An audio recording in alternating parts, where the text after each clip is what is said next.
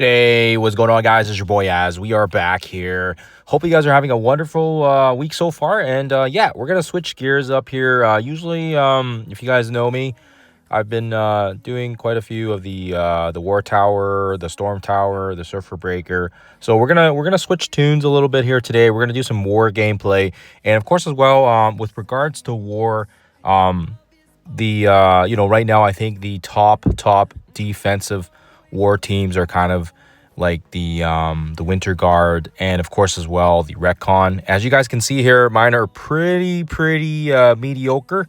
Nowhere near I think where they should be, but of course as well, lots of other players, especially the alliances that we've been playing up against.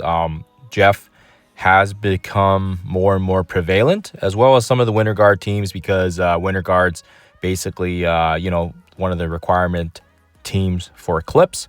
So it makes a lot of sense there. And of course as well, now, even despite the fact that these two teams are kind of the top two War teams, I have seen a couple of the Shadow Conclave and Omen teams as well here. But for the purposes of this video, I will just do a quick little counter on basically the Shadow Conclaves, the Retcon, obviously, and of course as well the Winter Guard. I'll attach some of my other previous Retcon counters as well in the description. I don't know if they work as well as they used to, because yeah, obviously Jeff has he's jumped up quite significantly in not only just his stars, but everyone's starting to get the red stars on him. And as you guys can see here, we actually have quite a bit of shards on him now. We can pretty much bump him up to a 6 yellow if we wanted to, but we don't really care right now, because at this point we haven't really seen any massive utilization of him outside of War, so I haven't really invested resources in him. We'll have to see. Even if the War Tower comes back, I would still probably push for his shards and try to get his passives and stuff. We did get his awakened passive and all that other stuff, I think, if I'm not mistaken here. Whoa, I don't know if I can see it, because I think I need to gear him up first. But yeah, you can't really see that stuff until you level them up into the... Oh, right here. Yeah, so he's got his 200 out of the 200 for his awakened. And was it his... No, it was his... I think it was his ultimate that we got, if I'm not mistaken. Right? He starts with 2 energy from getting it completed. Yeah, I think you have to level him up before you can see it, though. But yeah, we can see that it is available at least for level 1 here for him, because his actual ability here is actually checked marked. The other ones aren't, so we can't really see it. But yeah, I think once we level them up, we should be able to see it there. But anyways, sorry, getting off track here. So we'll do some counters here for you guys can see, and I will try to keep the teams fairly reasonable as well. I won't use my Blue Marvel, and I will actually use my Professor Xavier on the Retcon counters, because the Retcon's absolutely brutal.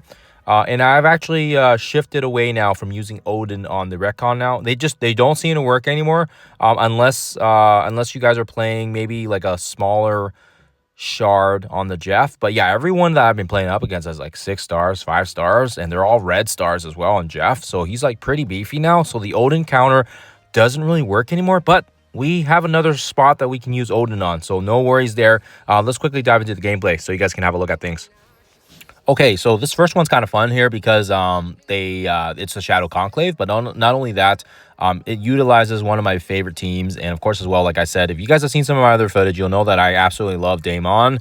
And of course as well, my Brimstone is pretty beefed up. So I don't play a lot of War, but these guys were good. They were good in they were good in Battle World. They were good in some other game modes. So of course as well, we're gonna take advantage of them here.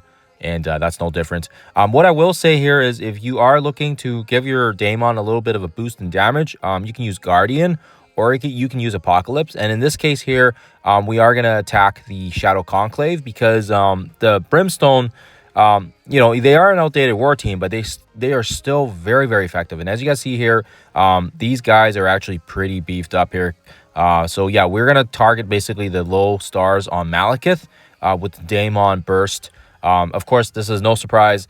You target low characters and you can knock the clock out, even on a fairly new team here. And as you guys can see here, like I said, there's some G20s here on Malekith, or excuse me, not G20, sorry, not Malekith, High Evolutionary, my apologies, and of course Thanos as well. But yeah, our characters are only 105, and we do get the job done here fairly easy and very, very straightforward just to start us off here. So again, very, very easy, not too shabs. It does take, like I said, it does take a little bit of timing as well here, because I'm wondering if maybe they had higher stars, if this would still work. But nonetheless, we were able to get it done. So as you guys can see that there. And yeah, fairly straightforward and not too much of a punch up, but still a counter nonetheless. And if you guys are looking to, take advantage of the Brimstone, even on a newer, shinier team, we can get it done here pretty smoothly. So the next one, this is a fun one as well here I like to use. So as you guys know, I've brought up quite a few of my Exalted X-Men already for their, for lots of the content that's been going on here. So of course as well, we combine them with Professor X here because this is a great combo. This is great because we have Surfer Breaker, who's also, from the current event, and we were able to bring his stars up as well, which helps a little bit here with the damage mitigation part. And Angel also serves a similar role here in terms of bringing some health back to the team. The whole point of this is just so we can survive a couple hits here. And keep in mind, this is a fairly decent size a fairly decent size Retcon team. Once we get to Professor Xavier's turn, though, we can flip everything, and this is where the fun starts. So we can apply the blinds and the ability blocks. And actually, I think what's surprising me about this team is the fact that, other than Angel, which obviously he's, he was low stars, he was kind of the only one that died, which is kind of funny. I thought somebody else would die here, but this has been working quite well for me. So again, we have Surfer Breaker, who, I've got the red stars on him, so obviously that helps as well. But yeah, the damage off his special is just absolutely off the charts.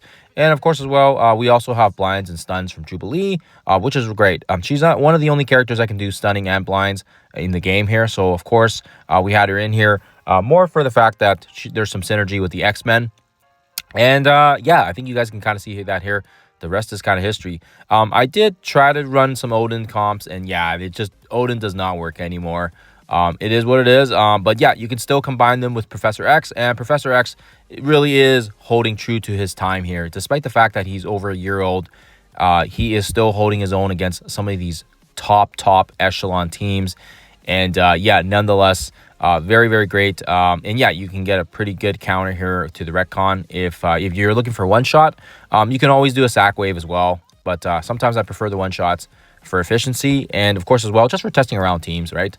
There's the Shadow Conclave team that we had faced previously, but I had that one slotted in first. So like I said, as you guys see here, we were able to get done here, and fairly decently sized, lots of G20s as well on the Retcon, so that was nice. And really we only had G20s basically on the Storm and Xavier and Surfer Breaker, but still good to kind of utilize some older teams. We did use Odin beforehand and we lost, so that's as much as I'll talk about that one.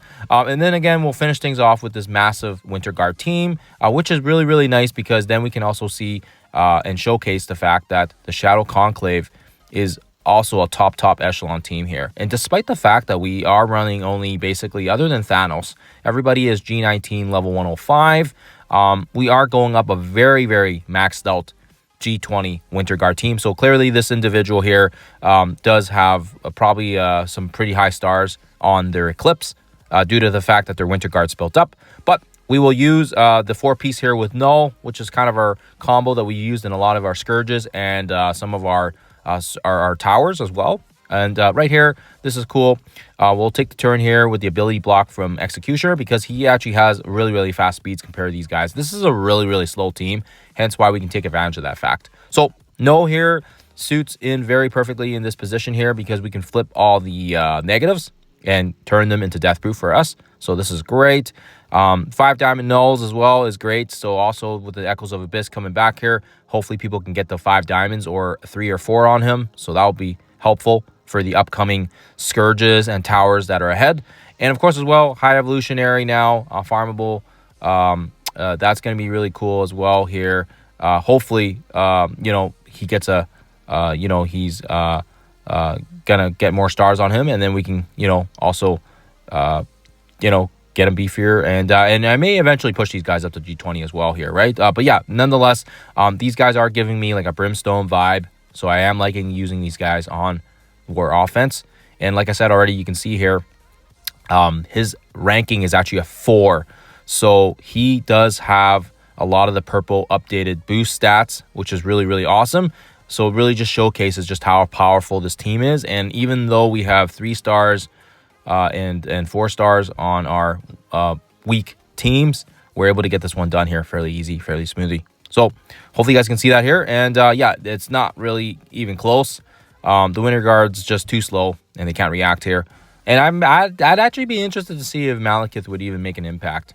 I mean, he does counter the darkness, though. He does counter the darkness and the empowered forms. So anyways, that's there, guys. That's 3 counters there in a nutshell.